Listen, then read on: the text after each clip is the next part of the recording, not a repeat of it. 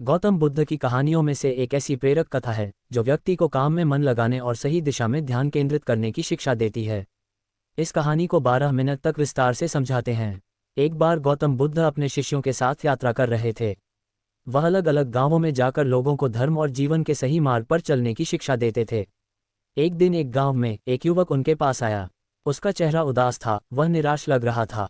बुद्ध ने उसे देखा और पूछा, तुम्हारी यह हालत क्यों है?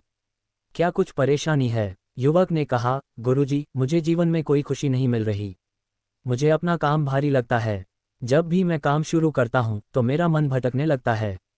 मुझे लगता है कि मेरा काम बेकार है, उसमें कोई अर्थ नहीं है।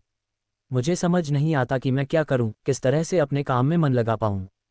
बुद्ध ने कुछ क्षण सोचा और फिर बोले, मैं तुम्हें एक कहानी सुनाता हूं। युवक ध्यान से सुनने लगा।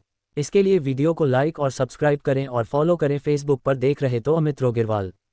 बुद्ध ने कहा, एक समय की बात है, एक व्यक्ति जंगल से गुजर रहा था। अचानक उसे एक बड़ा पत्थर रास्ते में मिला। वह पत्थर इतना बड़ा और भारी था कि उसे पार करना मुश्किल लग रहा था। उस व्यक्ति ने सोचा, क्यों न मैं इस पत्थर को यहाँ से हटाऊं ताकि अन्य लोग भी इसे पार कर सकें। उसने पूरी कोशिश की, परंतु पत्थर हिल भी नहीं रहा था। वह थक गया और सोचने लगा, शायद ये काम मेरे बस का नहीं है।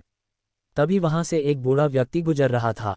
उसने उस युवक को देखा और कहा, तुम इसे हटाने की कोशिश क्यों कर रहे हो? युवक बोला, मैं चाहता हूं कि यह पत्थर रास्ते से हट जाए ताकि दूसरों को भी समस्या न हो।